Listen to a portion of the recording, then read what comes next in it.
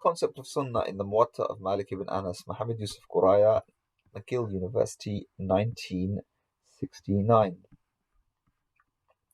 This is the end of chapter 4. In chapter 4, there is an excellent note made in the footnotes, so I will also give you that in addition to the conclusion of this chapter. If the reports concerning the request of Abu Ja'far al-Mansur to Malik for the compilation of Sunnah or a normative conduct of affairs are correct, then it becomes quite intelligible that Malik was not only concerned with the legal divergences of other regions as they were pointed out to him by Mansur, but he was also conscious of the legal differences existing in Medina. That is, in order to comply with the wishes of Mansur, he would call up consensus of Medina on certain issues, though in fact the consensus was only an opinion of some of the scholars of Medina whom Malik liked, or even sometimes his own personal opinion. From the evidence we have produced from the Muwatta, it becomes abundantly clear that the idea of consensus in the Muwatta was not actually the agreement of all the scholars of Medina, or a particular group from among them to whom Malik always referred to on points of consensus. Rather, it was a consensus sometimes supported by a few of the scholars of Medina, and sometimes designated by a few of the scholars, or Malik's own personal opinion. In this latter case, Malik did not often quote any group of scholars in his support, but rather gave contrary opinions of scholars in Medina. It seems that Malik had a general spirit of Islam in his mind, and declared from his own point of view how the consensus should be, and this is underlined. The Muwatta was rather an endeavour to bring about a consensus and normative practice than to state and record an already existing one. I repeat, the Muwatta was an endeavour to bring about a consensus and normative practice than to state and record an already existing one. There are some references in the Muwatta where Malik has suffixed certain qualifying phrases to the most extensively used terms, al-amr al-mujtama alayhi indana. These phrases are al-amr alladhi la ikhtilafa fi indana, the practice about which there is no disagreement, alladhi sami'tu ahl al-ilm yaqulun, apologies, there's no Arabic, that which I heard the scholars talking about, or the phrase as-sunnah allati la ikhtilafa fiha wallati adraktu alayhi ahl al-ilm bi biladina, the sunnah about which there is no disagreement, on which I found the scholars of our city. Apologies, no Arabic. On such occasions, the additional and qualifying phrases give more force to the term al-amr al-mujtama alayhi indana, and further, on occasion, Malik extends the scope of consensus to the general practice of the people of Medina, and also to the scholars whom he liked. It may be that on such occasions Malik referred to the general consensus of the whole body of scholars in Medina, but as we have already said, such cases in the Muwatta are rare and exceptional.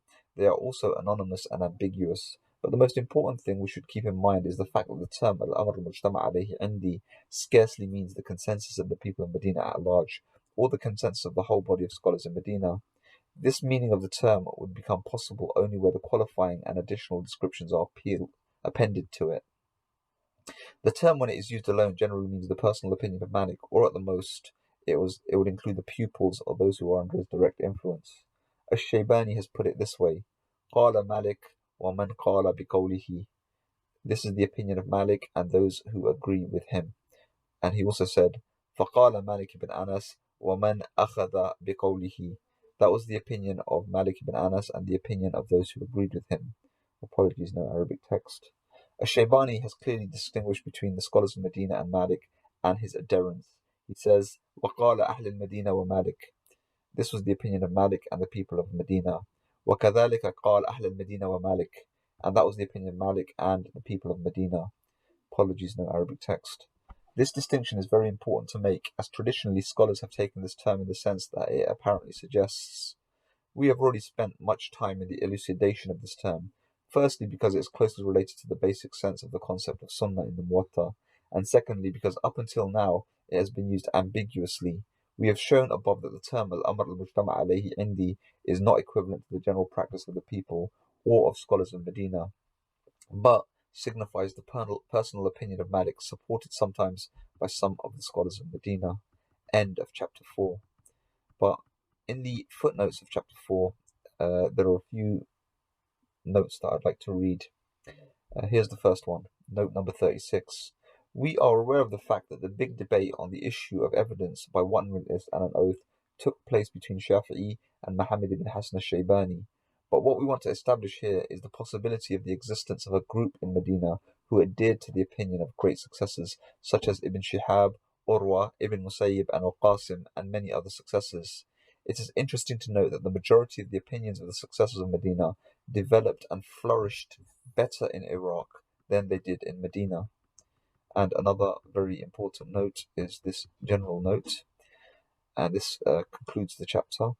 It will be interesting to observe that this was perhaps a general practice of the early jurists to use the term ijtima'a or mujtama' in a general sense, though in fact in many such cases it was only a practice of a particular region or even a particular group of people in a certain region.